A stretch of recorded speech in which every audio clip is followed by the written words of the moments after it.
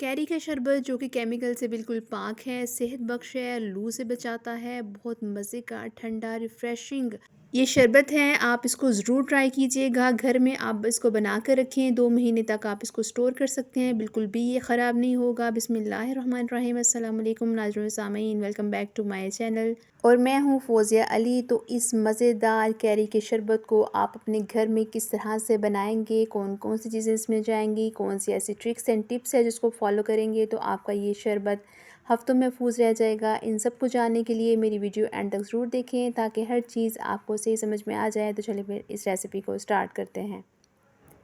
इसके लिए मैंने आधा किलो के करीब केरियाँ ली हैं। ये कच्ची केरियाँ हैं जो अब मार्केट में बहुत आसानी से अवेलेबल हैं, बहुत ज़्यादा ये आ चुकी हैं। इसको आपने अच्छे से धोकर साफ़ कर लेना है। बहुत मज़े का रिफ़्रेशिंग ये शरबत तैयार होगा जो लू से आपको बचाता है। गर्मी की तपिश हो या गर्मी दाने हो, ये ठंडक का आपको ज़रूर एहसास दिलाएगा इंशाल्लाह। तो इसके लिए मैंने कैरियों को अच्छे से धोकर साफ़ कर लिया है। इसके छिलके इसमें के ऊपर से उतार लेने हैं और इसकी गुठलियाँ अलग करने के बाद इस तरह से मैं इसको स्लाइसिस में काटूँगी। कच्चे आम की गुठलियाँ बड़ी आसानी से साफ़ हो जाती हैं, बड़ी आसानी से इसकी कटिंग हो जाती है। इसको जिस शेप में आप चाहें आप इसको काट सकते हैं। अब 1.5 से 2 कप के करीब पानी लेना है, उसको चूल्हे पे चढ़ा देना है, उसमें ये कैरियाँ शामिल कर देनी है। अब इन कैरियों को गलाना है, तो मीडियम टू लो फ्लेम पर इसको मैं पकाऊंगी और इसको उस वक्त तक हमने पकाना है जब तक कि ये नरम ना हो जाए। 7 से 8 मिनट लगेंगे और कैरियाँ अच्छे से गल जाएंगी। केरियों को मुझे बनाते हुए तकरीबन 5 से 6 मिनट हो गए हैं। अब इस पॉइंट पर मैं यहाँ पर सौंफ शामिल करूँगी। मैदे की गर्मी हो या मैदे की तेज़ाबियत हो, उसको ख़त्म करने में सौंफ बहुत अहम किरदार अदा करती है। तो सौंफ को मैं केरियों के साथ ही उबालूँगी। आप चाहें तो यहाँ पर इसका आपके पास अगर पाउडर है तो वो भी शामिल कर सकते हैं, लेकिन मैं यहाँ पर सौंफ शामिल करूँगी और इसी के साथ मैंने इन केरियों को पकाना है जब तक कि ये पानी रिड्यूस ना हो जाए। इसको हमने उस वक्त तक पकाते रहना है। इसमें से पानी बिल्कुल भी आपने स्ट्रेन नहीं करना है, इसी पानी के साथ केरियों को बॉईल करना है। अब तकरीबन मुझे 7 से 8 मिनट हो गए थे और ये देखिए अच्छे से पानी सारा अब्ज़ॉर्ब कर लिया है केरियों ने और सौंफ भी इसी के अंदर है। फ्लेम को ऑफ़ कर दिया है। अब इसमें एक अहम चीज़ मैं शामिल करूँगी। जब ये थोड़ा सा ठंडा हो जाए तो इसमें मैंने पुदीना शामिल करना है। ये बिल्कुल फ्रेश पुदीना है। आप तकरीबन 1 प्याली के करीब इसमें पुदीना ऐड करेंगे। जितनी केरियाँ हैं उस हिसाब से आप इसमें पुदीना ऐड कर सकते हैं। बहुत सारे लोग पुदीना बड़ा ज़्यादा पसंद करते हैं, तो पुदीने की आप क्वांटिटी इसमें बढ़ा सकते हैं। पुदीना बहुत रिफ़्रेशिंग होता है। अब इसी के साथ इसकी मैं पेस्ट तैयार करूँगी। इन दोनों चीज़ों को अच्छे से मैंने ग्राइंड कर लेना है। अब इसका शीरा तैयार करना है तो इसके लिए 1 से 1.5 कप के करीब आप पानी शामिल करेंगे और 3 से 4 आप इलायचियाँ इसमें शामिल करेंगे। इसका फ्लेवर इसमें बहुत अच्छा आता है।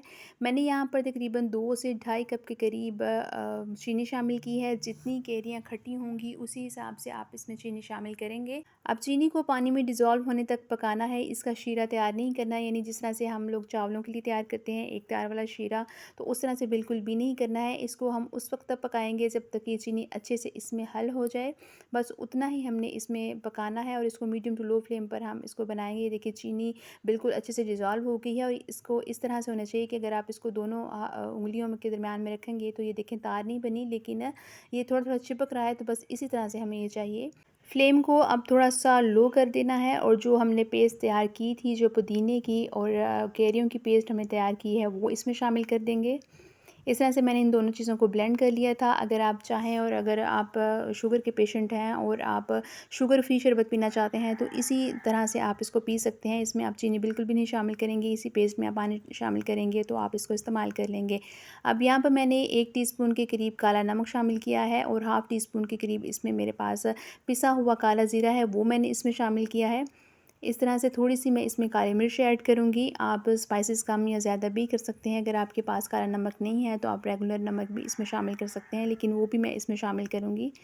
अब इसमें थोड़ा-सा सिरका भी शामिल करना है, वो मेरे से पॉइंट मिस हो गया है, तो आपने इसमें 1 से 1.5 चम्मच के करीब सिरका शामिल करना है ताकि ये ज़्यादा अरसे के लिए महफूज़ रह सके। आप इसको मैं थोड़ा-सा चेक करूँगी, अगर मुझे थोड़ा-सा नमक कम लगेगा या चीनी की क्वांटिटी कम लगेगी तो इसी लिहाज से मैं इसमें शामिल कर दूँगी। अब ये देखिए 5 से 6 मिनट के लिए मैंने इसको मीडियम टू हाई फ्लेम पर कुक किया है और बिल्कुल ये इस तरह से बेहतरीन ये तैयार हो गया है। बिल्कुल भी तार नहीं इसकी बनानी, बस ये चिपकना जब शुरू हो जाए आपके हाथों की उँगलियों में तो बस उस वक़्त तक इसको बनाना है। अब इसको हम ठंडा करके एक बॉटल में सेव कर लेंगे और इसको आप हफ्तों इस्तेमाल कर सकते हैं, बिल्कुल भी ये ख़राब नहीं होगा। बहुत रिफ़्रेशिंग शरबत ये तैयार है। थोड़ा-सा आप इसमें शरबत डालें, इसमें पानी डालें, आइस क्यूब्स डालें, थोड़ा-सा पुदीना डालें, बहुत रिफ़्रेशिंग और बहुत मज़े का ठंडा ठार शरबत तैयार है। इसको ज़रूर ट्राई कीजिएगा। आजकल गंदम की कटाई हो रही है, तो उस मौसम में लू बहुत ज़्यादा चलती है, गर्म हवा चलती है, तो उसके लिए बहुत रिफ़्रेशिंग ये शरबत है। आप इसको ज़रूर ट्राई कीजिएगा, अपने घर में इसको बना कर रखें, बच्चों को दें, बड़ों को दें, सबके लिए बहुत ज़्यादा फ़ायदेमंद है। उम्मीद है आपको मेरी ये रेसिपी पसंद आई होगी। अगर आई है तो इसको लाइक ज़रूर कीजिएगा और मेरे चैनल को भी ज़रूर सब्सक्राइब कीजिएगा, ताकि इस जैसी नई और अच्छी वीडियो लेकर आपकी खिदमत में हाज़िर होती रहूँ। अल्लाह ने चाहा तो एक नई वीडियो के साथ आपकी खिदमत में फिर हाज़िर होंगी। तब तक अपना और अपने प्यारों का बहुत सा ख्याल रखें और मेरी वीडियो को लाइक, शेयर और सब्सक्राइब ज़रूर करें। अल्लाह हाफ़िज़।